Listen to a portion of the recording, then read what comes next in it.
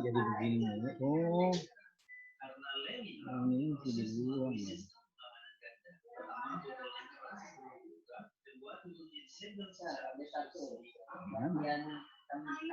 Sama corona.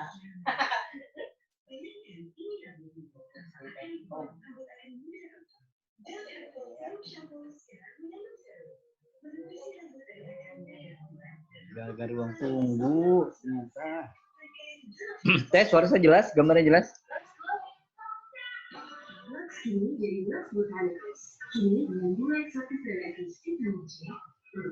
Nggak jadi, tadi saya mau ngisah nggak jadi deh.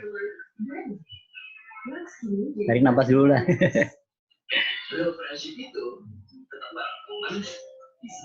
Nah ini yang lagi saya amati. Oke kan.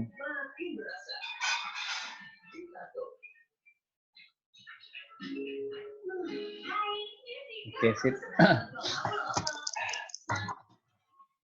Biar mas.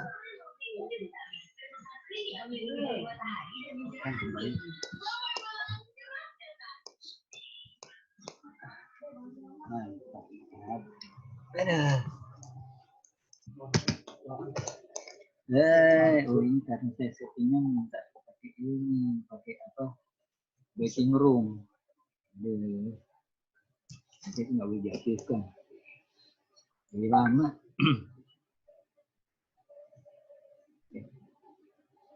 Oke, sip. Hari ini dikerjain ponnya. Tapi ujung-ujungnya tetap jatuh sih. Kalau misalnya sih dia cepat atau lambat akan jatuh juga. Ya, corona yang bisa disembuhkan gitu, banyak yang sembuh. Cuma ini kan kejutannya adalah kalau di sini tuh si Borisnya itu. Ya ragu saya ragu Bu. Ibu mah nggak ragu, saya ragu. Kita cek dulu. Kalau dari data hingga jam 9.30 ada surveinya ini buat Kanada ya. Kita pakai aja kali ya. Kebetulan dia nggak ada datanya.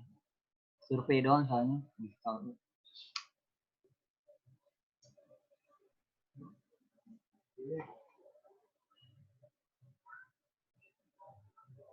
Terus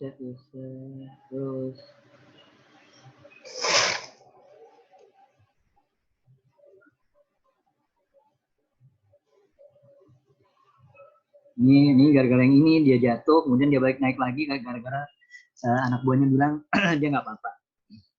Hebat ya. Berarti kalau dia apa-apa jatuh nih. Kalau dia beneran nggak apa-apa terbang. Gampang jadinya.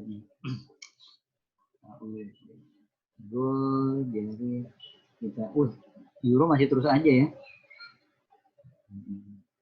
Kita dulu, saya hapus semuanya. Kita tarik nafas dulu bentar, baru siap-siap untuk klik-kliknya. Sambil nunggu teman-teman yang lain masuk.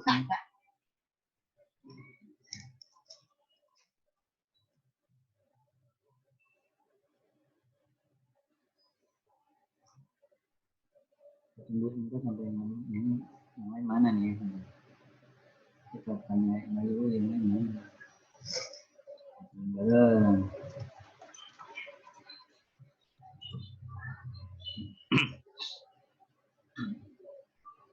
Oke, ini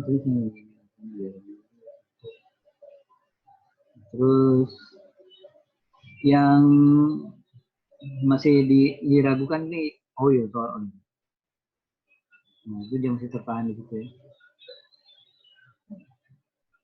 Masih mempertahankan tarikannya.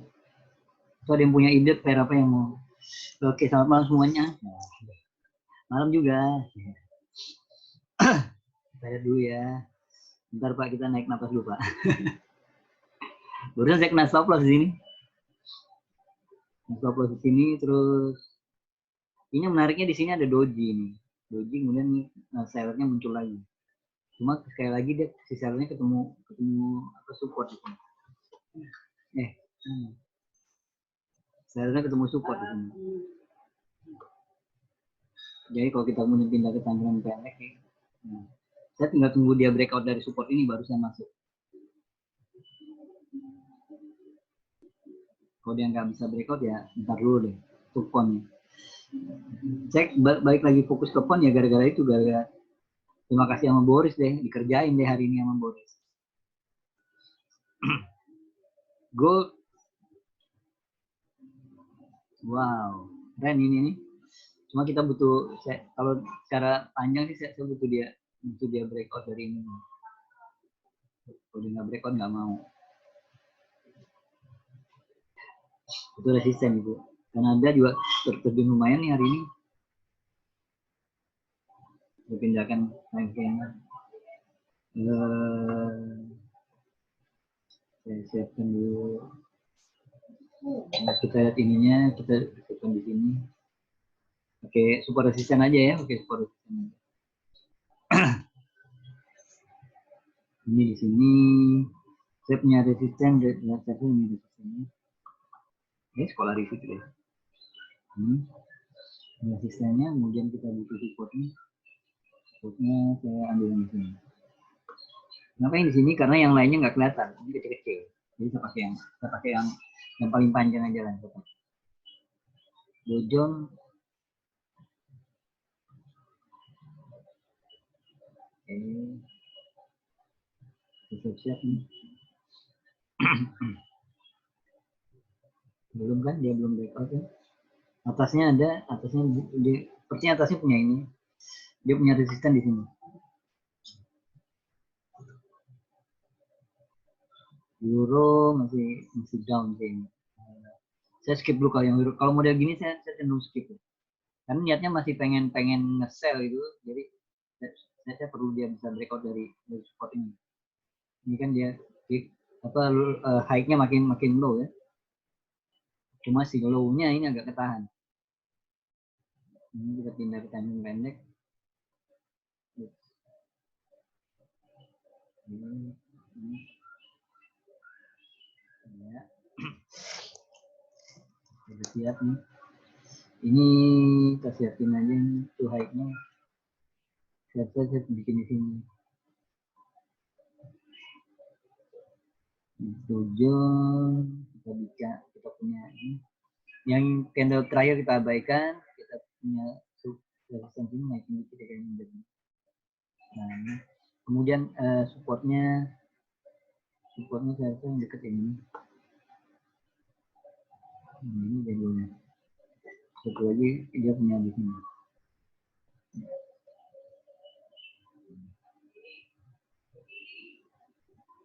Oke. Lalu kita ke S. Oil saya rasa masih tarikannya sama ya. Ini dia breakout tapi kemudian masuk lagi ke dalam. Jadi ini belum breakout ini. Bukan solid. Breakoutnya nggak dikonfirmasi. Nunggu lagi gitu. Ini saya pindah ke time pendek. Kalau yang indeks saya lebih milih pakai time pendek. Abaikan yang ini kita punya resisten yang cukup dekat nih. Ada satu lagi di sini. Tuh yang terjauh di sini. Supportnya kita punya support nih. Terus ini dia. Ya. Kita punya ini kan. Udah siap deh nih, punya Hang Seng kalau malam sih suka ya ini udah saya ambil aja ini, saya stop supportnya. Ini di sini kita punya resistennya di sini. Ini kita siapin aja dulu. Hah? Ini udah siap. Oke, nah pawangnya udah masuk. Persis saya pas lagi di Hang Seng pawangnya masuk. Pawangnya tahu ini lagi pairnya nih. Pawang Hang Seng udah masuk. Selamat malam Bu. Udah gedein. Tapi kalau malam sih dia tidak seganas pagi ya, tidak seganas pagi. Ini nggak usah, ini udah. Ini Nikkei, oil, Nikkei Ponyen yang kemarin nggak usah. Ini kalau kita lihat ya, kalau kita di Ponyen nih, unik nih bagian uniknya gitu. Bagian uniknya kita lihat dia naikin dikit dari ini. Dia sempat naik kan, naik, terus kemudian dia mendatar dan kemudian ya kesannya begini dia turun. Kemudian dia begini. Jadi kita bisa anggap gerakan turunnya ini baru sebagai sebuah koreksi ya. Cuma ya kalau kita lihat lebih detail lagi sih sebenarnya dia punya area support yang cukup resisten yang cukup kuat nih. Ini area resistennya.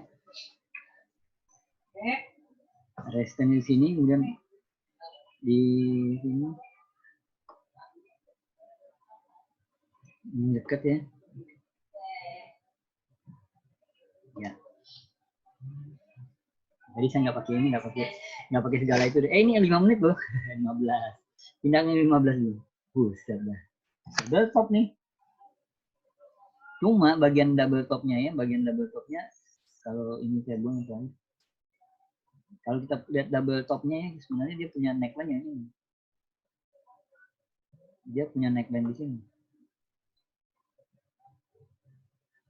Ini dari sini. Ini kita hapus dulu.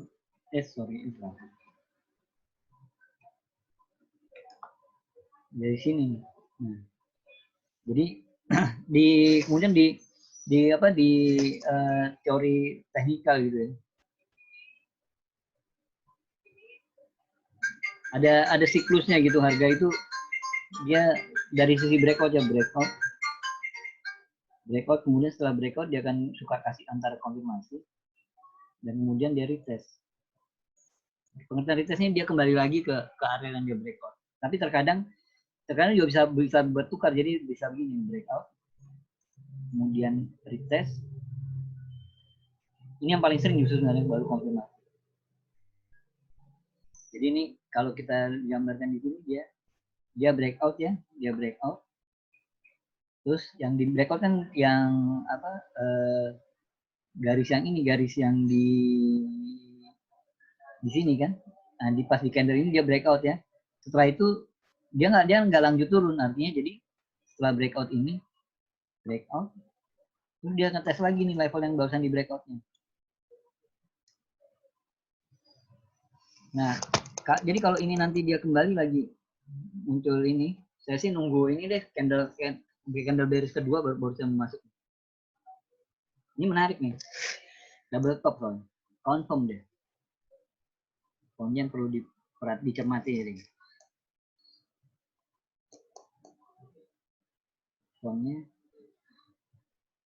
saya masih ragu. Kalau dia mau tanyakan silakan. Kalau dari sisi data ya baru jam 9.30 berarti 9.25 dan 9.29 ya kalau kita mau pakai trik lagi. Tadi triknya udah bagus tuh di pon. Cuma ya gitu, fundamental dibahas fundamental. Boris Johnson-nya tidak apa-apa deh. Jahat ya. Kesannya tadi sore saya jahat juga loh terhadap Boris Johnson. Karena punya sel ya, doanya ya semoga dia kenapa-kenapa. Kacau. Ya, doa jelek jadi nggak dikabulin.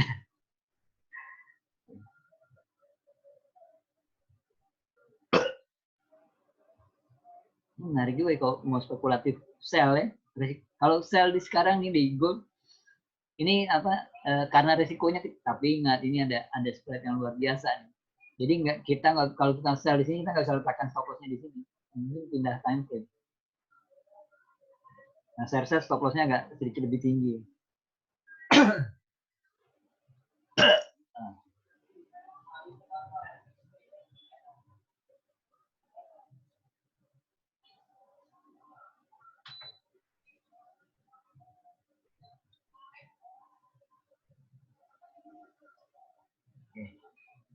Ya kalau yang mau ditanyakan silakan.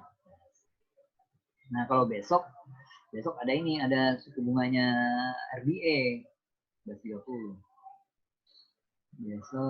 Besok morning briefing alam yang sih.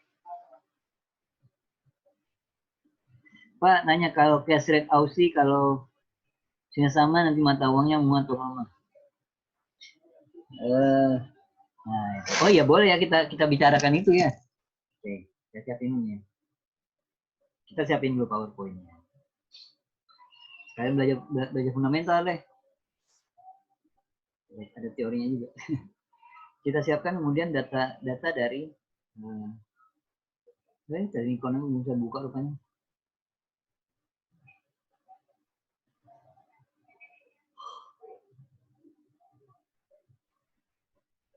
Lama bosan ya baca beritanya corona semua. Nggak ada berita lain.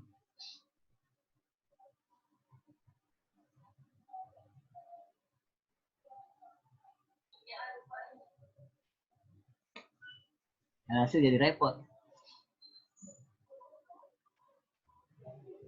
Kita ke country, kita lihat di ini Australia. Oh, ini udah siap.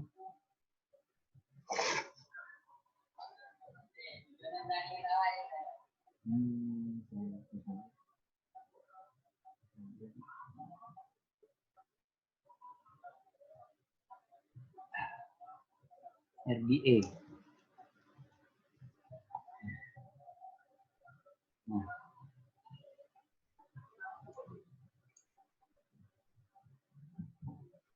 Coba ya kita besarkan. Nah, di apa?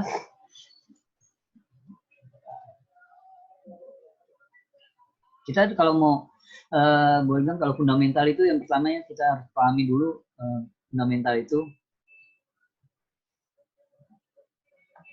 itu pemberi informasi fundamental.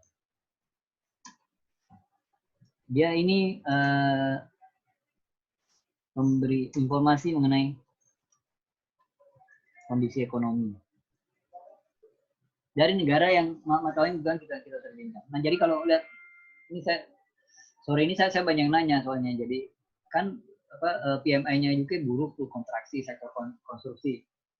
Kok UK-nya malah naik? Ya masalahnya ada berita lain. Kalau dari data ekonomi dia harusnya tuh dia cepat atau lambat nanti dia akan kembali turun. Karena kalau dari data ekonominya nggak ada yang bagus. Maka dari kemarin yang saya kejar sell mulu. Karena stop loss sell lagi, setengah stop loss sell lagi. Ini yang pertama ini ya. Kemudian ujung-ujungnya data fundamental tuh ujung-ujungnya selalu arahnya adalah soal kebijakan keuangan. Nah, jadi ini dulu ini yang pertama nih harus diingat nih, bagian ini perlu diingat. Karena bukan apa ya, kadang-kadang kita lupa gitu. Kita langsung lihat oh ini buat UK langsung pound. Ada bener tuh, karena ada juga misalkan di situ ada pasar sahamnya Inggris ya. Itu juga jadi salah satu jawaban kenapa pound sterling tadi kok nggak lanjut turun. Di awal langsung turun, tapi kemudian kok terhenti. Nah, itu gampang sebenarnya, tinggal lihat pasar sahamnya aja.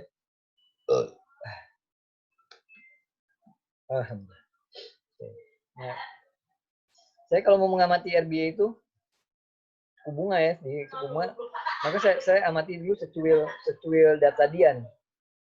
Yaitu saya amatinya dari ini sampai ke balance of trade. Jadi saya pakai overview ini aja sampai balance of trade.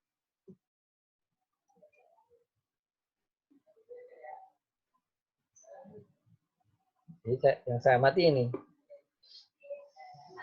Jadi yang kita amati ini. Nah, kemudian yang pertama kali kita komentari adalah, yang pertama kali kita cermati adalah soal balance of trade. Ini ada di apa ya? Saya pernah bikin workshop itu di keliling gitu ya, tentang ini fundamentalis instan nih. Ini cara instan belajar fundamental gitu maksudnya. Jadi yang pertama kita amati ini, kemudian kita amati GDP-nya, dan kemudian terakhir kita amati inflasinya.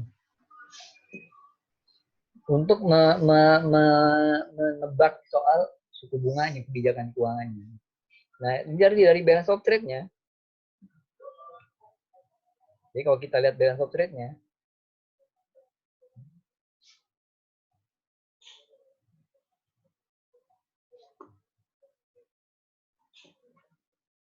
tapi ini jelas pemikiran yang out of the box gitu ya.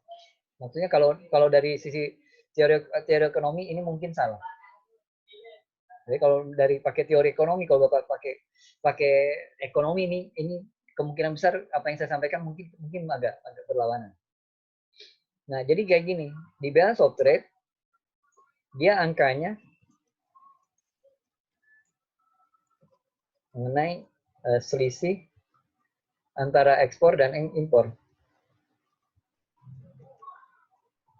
Dan data inilah yang jadi asal muasal dari trading forex, Pak. Gara-gara balance of trade inilah, gara-gara perdagangan antar negara itu melibatkan yaitu ekspor dan impor, itu yang kemudian menghasilkan apa yang kita kerjakan sekarang, trading forex. Karena kan akhirnya kan masih ada kesepakatan mengenai nilai tukar dari mata uang itu ya. Oke. Nah, ini kemudian di saat dia lagi positif, ini kita sebut sebagai surplus nih. Atau ini artinya si ekspor lebih besar daripada impor. Lebih banyak ekspornya ketimbang impornya. Maka kita bicara dalam format dagang ya, dalam format dagang. Ini akan lebih menguntungkan bagi negara tersebut ya. Akan lebih menguntungkan jika mata uang dalam kondisi melemah. Jadi misalkan seperti rupiah kita ya, rupiah kita yang terus melemah bergerak menuju 18.000 atau bahkan mungkin potensinya bisa sampai 20.000 ya. Itu kalau Bapak lagi ada bisnis ekspor tentu akan menguntungkan. Bapak justru akan berharap dia kalau bisa secepatnya jadi 25.000. Kan kalau ekspor kan nggak mungkin cash and carry ya Pak ya. Kirim barang langsung kirim duit ya kan, enggak kan. Pasti ada ya pihak sebelah sana juga nggak mau dia kirim duit full 100% gitu tanpa dapat terima barang ya, dia akan terima barang baru sisanya. Jadi itu yang sisi menariknya. Bayangkan ya kalau Bapak mengirim sebuah barang sesuatu ke Amerika deh gitu, nilai kontraknya $10.000 gitu. Sekarang kan nilai mungkin 160-an juta ya. Pembayaran misalkan 3 bulanan baru done gitu, baru selesai. Dan kemudian 3 bulan kemudian ternyata rupiah kita jadi 20.000. Wah, enak kan Pak? Maka kalau dia lagi surplus, ini kita bisa jumpai upaya pemerintah melalui bank sentral nih untuk melemahkan.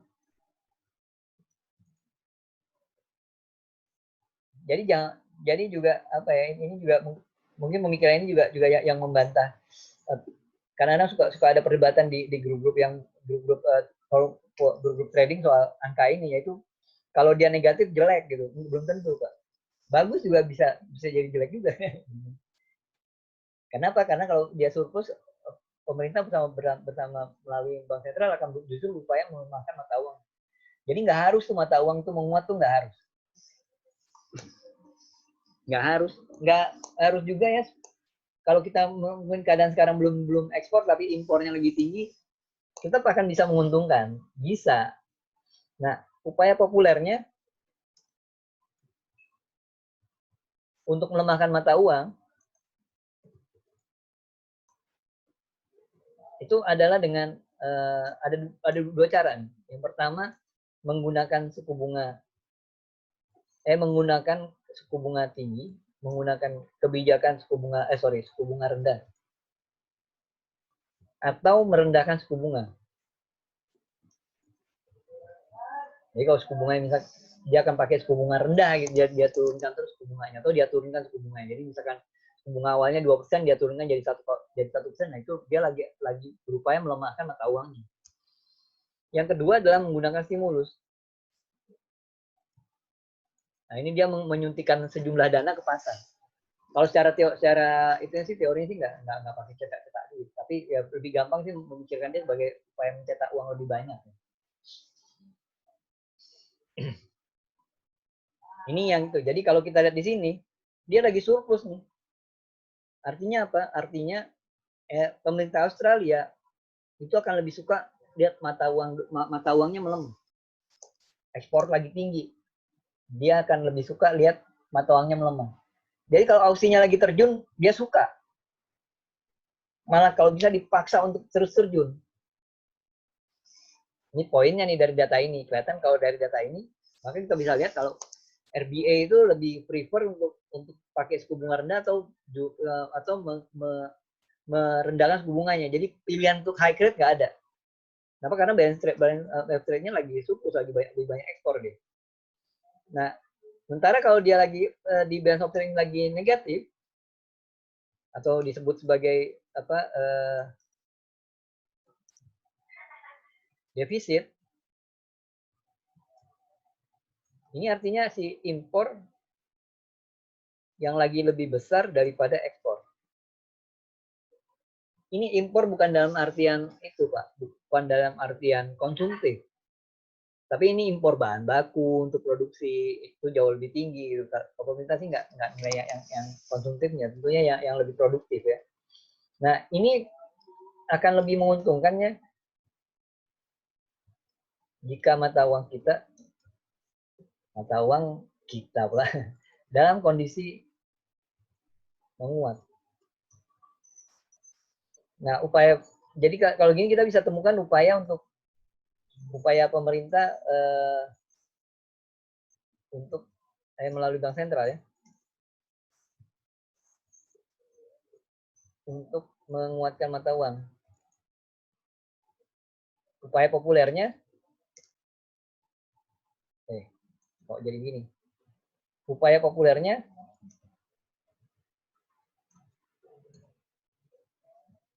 untuk menguatkan mata uang, ya dengan menggunakan suku bunga tinggi atau meninggikan suku bunga.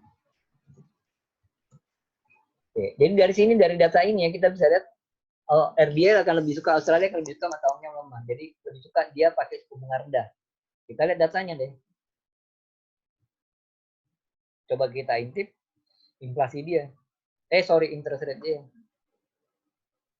Oh, kalau udah pakai 0,25 mah udah itu rendah ya. Nggak sampai 1% mah tentu suku bunga rendah itu lagi dipakai. Jadi matching ini ya, coba lihat ya. Jadi matching. Balance of trade tuh. Saya pakai data setahun aja lah kali ya, nggak usah banyak-banyak ya. Nah, dengar intip ini dulu, jangan kasihkan juga Aussie. Australia. Kupon. Oke, nah ini coba lihat 29 bisa breakout nggak ya?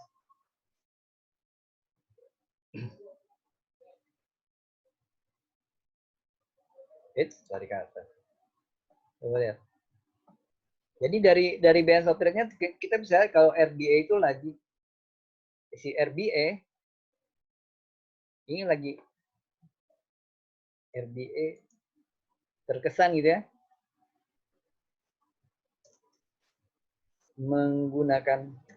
bukan menggunakan tapi merendahkan suku bunga. Kan turun terus ya, ditahan. Nah ini turun, akan ditahan lagi. Jadi kalau dia mempertahankan, jadi jika dipertahankan, itu artinya si RBA sedang mempertahankan suku bunga rendah. Apa dampaknya? Pelemahan.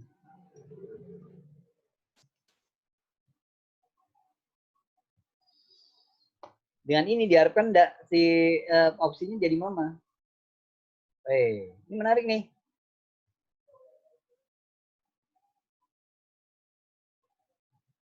Itu dia, saya juga lagi mikir nih Pak. Udahlah saya nge-sell ya Pak ya. Ini 29 nih. Blok 1 aja lah, nggak apa-apa deh. 1% candlestick, nggak pakai breakout. Buang dulu semuanya. Entah kenapa saya rada-rada yakin gitu. Saya tekan agak tinggi sini. Kalau kena juga apes deh. Hari ini diajar tuh sama si Pon. Tapi bicara lagi karena besok kita ada event yang lebih seru gitu ya.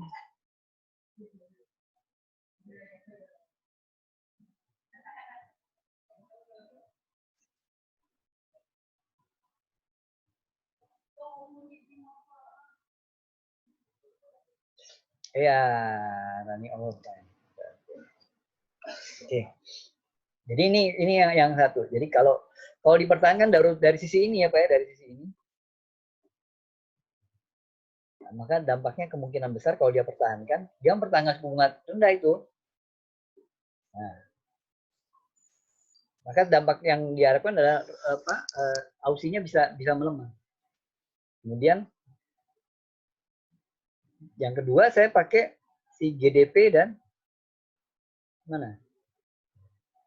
GDP dan inflasinya. Nah, di sini rumus yang saya pakai itu, kita bentar lagi break 2 menit ya Pak ya. Ambil ini dulu. Oke lah ya. Jadi rumusnya GDP plus inflasi sama dengan suku bunga. Jadi GDP naik, inflasi naik, suku bunga naik. GDP turun, inflasi turun, suku bunga turun. GDP naik, inflasi turun, suku bunga dipertahankan. Gitu aja sederhananya. Dia searah ya Pak, dia searah. Ini kita punya GDP lagi turun Pak. Tuh dia melengkung gini ya. Jadi kalau lihat nih GDP-nya lagi turun ya. Kita bandingkan dengan datanya Australia. Ini data Australia, kemudian kita pilih inflasi. Ya. Inflasi. Kemudian chartnya saya rubah biar bisa dilihat. Nah, kalau kita lihat ya, GDP lagi turun, inflasinya reboundnya, inflasi mulai naik gitu ya. Jadi ini yang kemungkinan besar yang membuat kenapa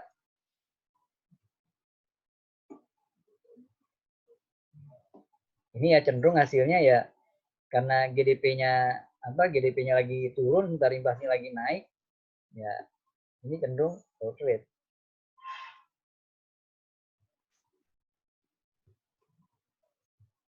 Yang di hold-nya apa? Suku bunga rendah. Dampaknya apa yang kemungkinan besar ya ausinya kembali turun Pak. Ada udah pas begitu lagi. Kita sebentar lagi, masih ada 7 menit. Apa ini kita masuk Pak. Bukan ini kita swingnya Pak mati. Tenang Pak, keras banget tadi. Swingnya. Nah, jadi gini Pak. Jadi kalau menurut saya sih kalau nanti besok di hold rate rasanya si ausinya akan cenderung ini dia cenderung didominasi oleh bearish ya Pak. Panjang lebar yang jauh itunya ya. Dan ini udah terlanjur ngeklik pula lagi. Tuh, dia mulai lagi kumat.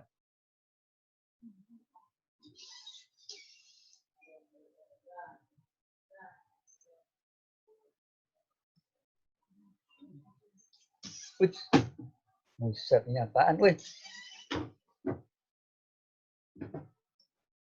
Inilah dojon, Pak. Dojon segini ini lumayan loh. Kita lihat di sini, bisa di sini. Sampai di sini. 100. 0,1 aja udah 500, Pak. Iya. Udah minum, dokter ya? Bisa. Iya, dokter mana? Sekarang? Enggak, besok lah. Besok.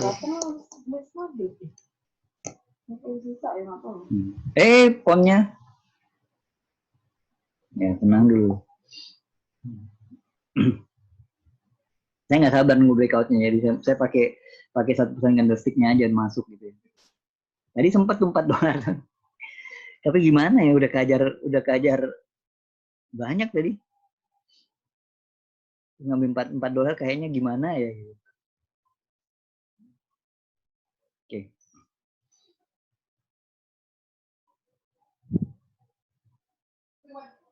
Harus dugem, Pak. Harus dugem.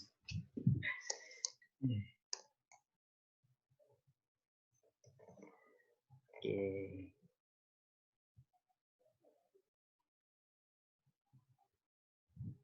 Coba kita lihat di tempat lain.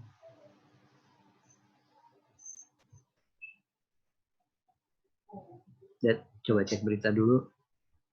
Berita yang saya takutkan sekarang apa ya? Ya saya kan lagi nge-sell, jadi saya takut si Borisnya keluar dari rumah sakit. Terbang itu pon kalau gitu.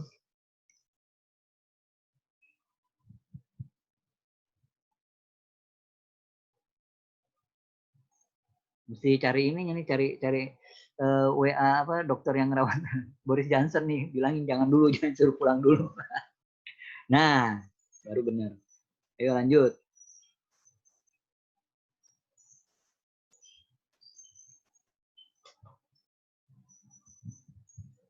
Oke.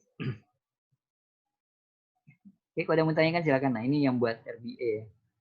RBA ini. Ya, yuk pon.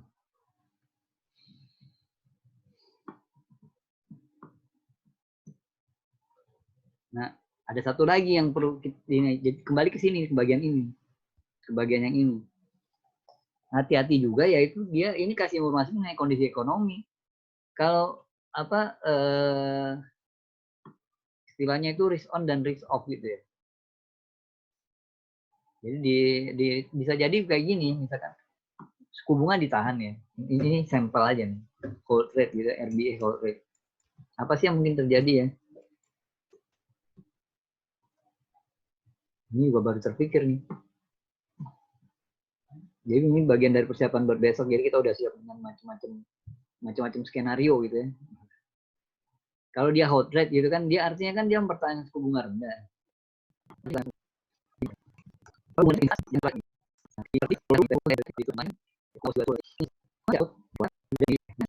Kita break dulu 2 menit ya Pak ya.